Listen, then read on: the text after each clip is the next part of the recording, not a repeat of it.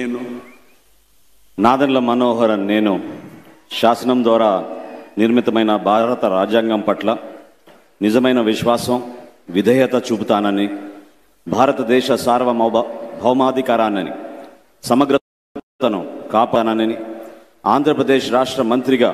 నా కర్తవ్యాలను శ్రద్ధతో అంతఃకరణ శుద్ధితో నిర్వహిస్తానని, భయం కానీ పక్షపాతం కానీ రాగద్వేషాలు కానీ లేకుండా రాజ్యాంగాన్ని శాసనాలను అనుసరించి ప్రజలందరికీ న్యాయం చేకూరుస్తానని దైవ సాక్షిగా ప్రమాణం చేస్తున్నాను. నేను నాదెండ్ల మనోహర్ నేను ఆంధ్రప్రదేశ్ రాష్ట్ర మంత్రిగా నా పరిశీలనకు వచ్చిన లేదా నాకు తెలియవచ్చిన ఏ విషయాన్ని నా కర్తవ్యాలను సక్రమంగా నిర్వహించేందుకు అవసరమైన మేరకు తప్ప ప్రత్యక్షంగా కానీ పరోక్షంగా కానీ ఏ వ్యక్తికి